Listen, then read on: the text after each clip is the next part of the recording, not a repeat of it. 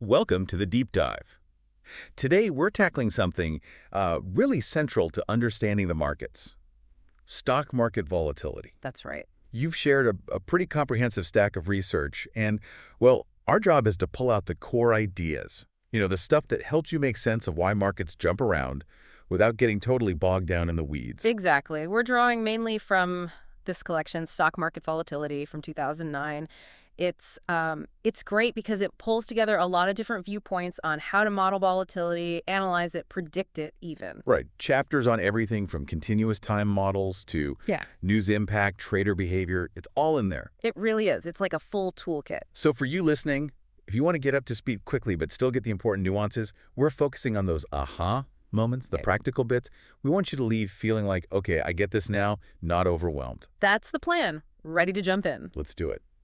So the research naturally starts with the basics. Mm. What is volatility? And crucially, how do we even try to model it? Yeah, and it frames it as absolutely fundamental to finance. It's often tied to what investors think is coming next, future volatility expectations, and that can feed back into stock returns themselves. So it's not just a result, it can be a cause too. Precisely. And, the ways we try to capture this have evolved quite a bit. You've got the traditional methods like GRCH models, discrete time GRCH. Okay, JRCH. What's the main idea there? They're pretty good at capturing what we call volatility clustering, this idea that calm periods tend to be followed by more calm and choppy periods tend to stick together. Like weather, you said. A stormy day often means more storms coming. Exactly like that. But the limitation is these models might not fully capture the really extreme sharp moves, the fat tails, as they say, especially when you look at very high frequency minute-by-minute data. Right, the sudden shocks, which I guess leads to needing more advanced tools. It does. So you see things like continuous time Garcherset or Kogarch. The idea is to treat volatility as something that's constantly, smoothly evolving, not just changing at fixed intervals, potentially more refined. Okay, continuous sounds more realistic maybe, but is it straightforward? Well, there's a catch. The research points out that the core assumptions, the parameters in these Kogarch models, might not actually stay constant over time. Market dynamics shift. Ah, so the model itself might need adjusting as you go. Pretty much. You often need to pre-process the data first, sort of account for any local trends or temporary shifts before you even apply the model, like cleaning the lens before you take the picture. Got it. So not a magic bullet. What about other approaches? The JP Morgan risk metrics method was mentioned. Yeah, that one uses an EWMA, an exponentially weighted moving average. Sounds technical, but the concept is quite intuitive. Okay, break it down for us. It basically forecasts volatility by giving more weight, more importance, to the most recent volatility observations. The thinking is simple. What happened yesterday is probably a better clue for tomorrow than what happened 6 months ago. Right, so it adapts faster to current conditions. Exactly. They even suggest specific weighting factors depending on if you're doing daily or monthly forecasts to kind of tune that responsiveness. Makes sense. The research also talks about persistence in JRCH models. Yeah. What does that tell us practically? Oh, this is really important. Persistence means that a shock to volatility, whether high or low, tends to hang around. If the market gets choppy today, it's likely to stay relatively choppy for a while. It doesn't just instantly revert back to normal. No. And the same for low volatility periods, they tend to persist too. This is huge for risk management, right? You can't just assume a quick return to calm after a big spike. Definitely changes how you might think about entering or exiting positions. Now, another key idea, asymmetry. Volatility reacts differently sometimes. Yes, this is a fascinating finding. Volatility often doesn't respond the same way to good news versus bad news. There's frequently a negative correlation between future volatility and current stock returns. Meaning bad news amps up volatility more than good news calms it down. Often, yes. There are a couple of reasons proposed. One is the leverage effect. If a stock price falls, the company's debt load looks bigger relative to its equity value, making it seem riskier, hence more volatile. Okay, that makes sense. And there's also the volatility feedback effect. The idea here is that if volatility itself rises, meaning more uncertainty, investors might demand a higher return for holding that risky asset, which pushes the price down. So it's a bit of a two-way street. And to capture this asymmetry, we get even more models. Right. You see things like eGarage and TGRCH. These models are specifically designed to allow negative shocks, like a price drop, to have a bigger impact on future volatility than positive shocks of the same size. Do they work well? The research suggests sometimes. Their effectiveness can really depend on the specific market you're looking at and the time period. It's not like they're universally better in all situations. Okay, so context matters. Now, thinking bigger picture, beyond single stocks, multivariate GRCH or MGRCH, what's the value there? This is crucial for portfolio management. MGRCH models, like one called the BK estimator, let us look at how different assets, say stocks and bonds or stocks in different countries, move together. So not just their individual volatility, but their connections. Exactly. How their returns are correlated and how those correlations and volatilities change over time together. In today's global markets, you absolutely need that view for proper diversification and managing overall portfolio risk. You can't just look at things in isolation. Makes total sense. And finally, for this section, the impact of intraday data. Trading data from within the day, how has that changed things? Oh, it's been huge. Intraday data gives us a much, much finer microscope to look at volatility. There are measures now, like realized power variation, that use this high-frequency data. And they're better predictors. They can be incredibly accurate for forecasting volatility just one day ahead. It's like going from a standard definition TV picture of volatility to a high definition. Much clearer, much more detail about the market's pulse right now. Wow, okay. So that's a good look at defining and modeling. Now let's shift to the drivers. What actually causes volatility to go up or down? Speculators come up first.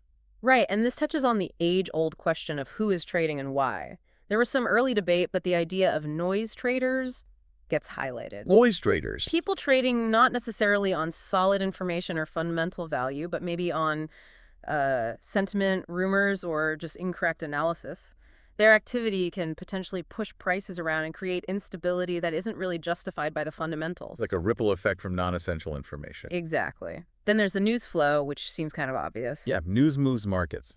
It does. Volatility is seen as, a stochastic variable tied to the rate at which new information hits the market. The more frequently trades happen, the shorter the time between them, often implies a higher chance that news is arriving and being processed. So faster trading, more news potential, more volatility. Generally, yes. And it doesn't even have to be consistently good or bad news. Just the sheer volume of information, the uncertainty it creates, can itself drive volatility up. Interesting. Okay, another factor. Feedback trading. What's that about? So feedback trading is basically buying because prices have gone up or selling because they've gone down. Trend following, essentially. Chasing performance. Right. And this can be rational if you believe a trend has momentum, or maybe less rational, more like herd behavior. The research suggests this can, in the short term, push prices away from their, let's say, true value. Destabilizing. Potentially. But interestingly, the paper suggests that having futures markets might actually dampen this effect somewhat, provide an outlet or a hedging mechanism. Huh. A counterintuitive role for futures there. What about market microstructure, the actual mechanics of trading? Yeah, this is about the nuts and bolts. One idea from informed trading models is that, paradoxically, periods with more informed traders, people who actually know something, can lead to greater price volatility. How so? Because as they trade on their private information, the price has to adjust more rapidly to reflect that new info, causing bigger swings. Also, things like the bid-ask spread, that gap between buying and selling prices, can influence how insiders might trade and how that impacts volatility. So the very structure of the market plays a role. Finally, in this section, regime switching. What does that mean? This is a really powerful concept. It means that volatility doesn't just fluctuate randomly around an average level. Instead, the market seems to switch between distinct regimes or states, maybe a low volatility state and a high volatility state. Like flipping a switch between calm and stormy. Kind of, yeah. And Markov switching models are tools used to try and identify these different states and predict when the market might transition from one to another. And this applies beyond just overall volatility. Yes, the research suggests these regime shifts can even affect how different assets move together. So the correlation between stocks and bonds might be quite different in a high volatility regime compared to a low one. Wow. And apparently, a three-state model, maybe low, medium, and high volatility, often provides a good balance. Captures the dynamics without getting overly complicated. It really emphasizes that volatility isn't just one thing. It has different modes. Fascinating. Okay, let's widen the lens now. How does volatility look in different places? International markets first. A key point here is interconnectedness. When the U.S. market gets volatile, its correlation with other world markets tends to increase. So trouble in the U.S. spreads more easily. It seems that way. It's like contagion risk increases during turbulent times. Also, shocks from a major market like the US tend to have a bigger ripple effect on, say, Asian markets than shocks originating in smaller markets. Size matters. Gravity effect almost. What about emerging markets? Anything specific there? They can be quite different. The research uses the example of the Russian ruble crisis in the 90s, a huge currency event that caused massive market disruption, shows their vulnerability to specific shocks. Right. Currency risk can be a major factor. Absolutely. And in markets like, say, Istanbul, the research found volatility was closely tied to local macroeconomic factors, industrial production, inflation, interest rates, alongside global trends. The domestic economy seems to play a more direct role, perhaps. Okay, more sensitive to local conditions? How about comparing asset classes? Stocks versus bonds. What's interesting here is how patterns change over time. The research indicated that, more recently, stock returns showed strong ARCH effects, that volatility clustering we talked about. But bond returns actually showed more of that clustering in earlier periods. Well, the personality of volatility can shift even within asset classes over decades. It seems so. It's a good reminder that historical patterns don't always hold forever. Definitely. What about hedge funds? They're often seen as complex. And their return patterns can be too. The research points out that hedge fund returns might not follow a nice normal bell curve. They can exhibit skewness, more lopsided returns, and kurtosis, or fat tails. Meaning more extreme outcomes, good or bad, than you'd normally expect. Exactly. And that's critical for risk assessment. Your standard volatility measure, like standard deviation, might not fully capture the potential downside or upside with hedge funds. You need to look deeper. Good point. Lastly, options markets. What insights do they offer on volatility? Well, there's some debate on the link between expected market returns and predicted volatility. Some studies find a positive relationship, higher expected vol means investors demand higher returns. Others find a negative one. Not settled then. Not entirely. But what is useful is looking at things like option open interest, how many contracts are active, and especially implied volatility. Implied volatility. That's the market's expectation priced into the options. Exactly. It's like the market's collective forecast of future choppiness. It's derived from option prices and is a key sentiment indicator, like checking the market's insurance premium to gauge perceived risk. Very useful. Okay, so we've seen volatility everywhere, but modeling and forecasting, it sounds really hard. Let's talk challenges. Oh, it is incredibly challenging. First off, you're trying to model something embedded in this complex, ever-changing global system. Think geopolitics, economic shifts, unexpected news. Right. It's inherently unpredictable. Trying to predict chaos, almost. A bit like that. And as we discussed, there are so many potential drivers of volatility news, traders, microstructure. Trying to disentangle the exact impact of each one is, well, extremely difficult. They're all interacting. Yeah, isolating variables is tough. And then there's a fundamental issue. A lot of classic finance theory assumes prices follow a nice, tidy, random walk, a Gaussian distribution, but the real world. It doesn't look like that often. Right. Empirical data consistently shows deviations, those fat tails, the asymmetry. So the basic building blocks of some older models don't perfectly match reality. Which can lead to errors. Yeah. The research also questioned that simple square root of time rule for scaling volatility. Yes, that's a common shortcut, assuming volatility increases predictably with the square root of time. So annual volatility is daily volatility times the square root of, say, 252 trading days. Seems convenient, but... But the research suggests it's not always accurate. Real-world volatility doesn't always scale so neatly. Using that rule could lead you to misestimate risk over longer horizons, which impacts portfolio decisions. So, potentially flawed.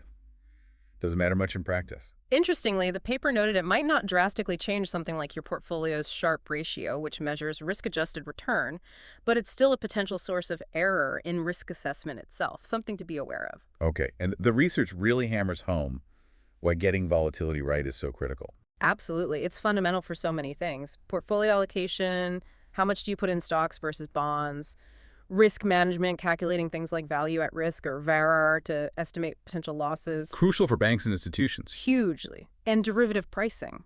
Options, futures, their prices are heavily dependent on volatility estimates. Get volatility wrong and you misprice these instruments, which can be very costly. High stakes. What else complicates estimation? Jumps and microstructure noise were mentioned. Right. Jumps are those sudden, large price gaps often caused by major news.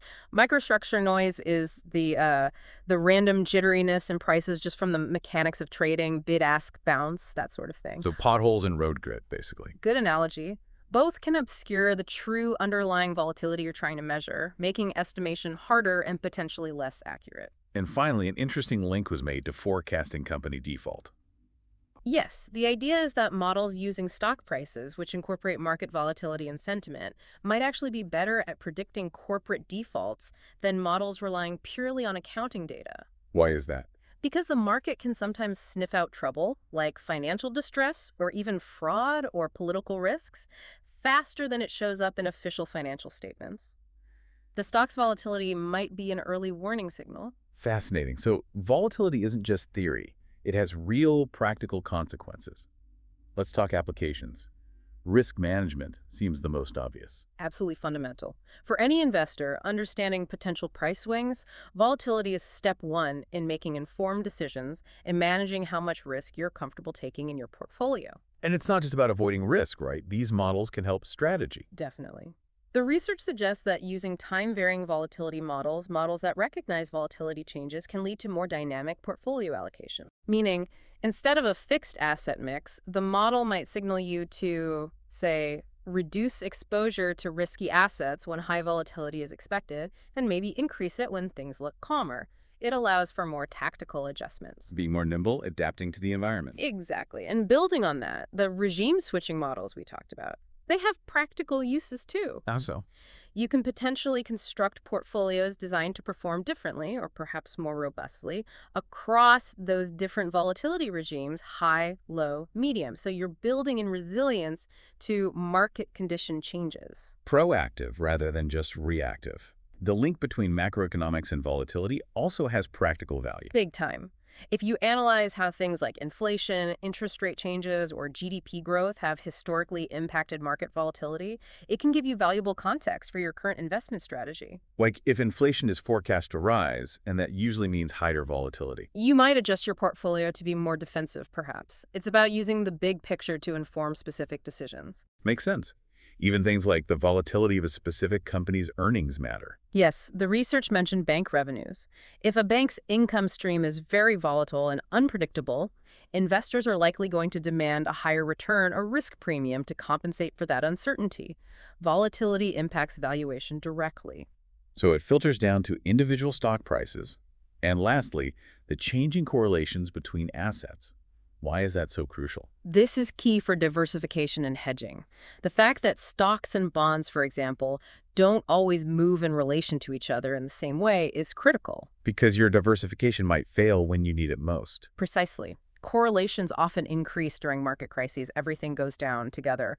Relying on historical static correlations can give a false sense of security. Understanding how these relationships change, especially under stress, is vital for true risk management. It really drives home that everything in finance is dynamic. Even settling a trade involves volatility risk. Yeah, settlement lag, the time between trade execution and final settlement, involves a trade-off.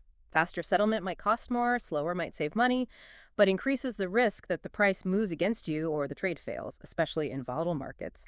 Another practical impact. Wow. Okay, well, we have covered a huge amount of ground on stock market volatility, from modeling its complexities to understanding its drivers and its real-world impact. We really have, and I think a central takeaway has to be that volatility isn't static. It's dynamic, it changes, it seems to have these different regimes.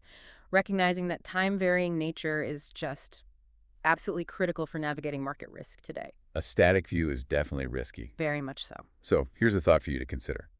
Knowing that volatility shifts and changes, that markets can enter different states, how might your own approach to investing need to adapt?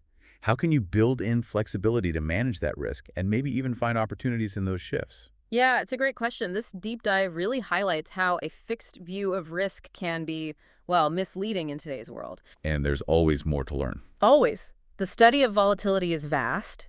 You could explore specific models like Markov switching ARCH and portfolio management, or dig deeper into those macro links for markets you follow. It's a fascinating area, really understanding the market's heartbeat. Absolutely. Thanks for joining us on this deep dive. Until next time.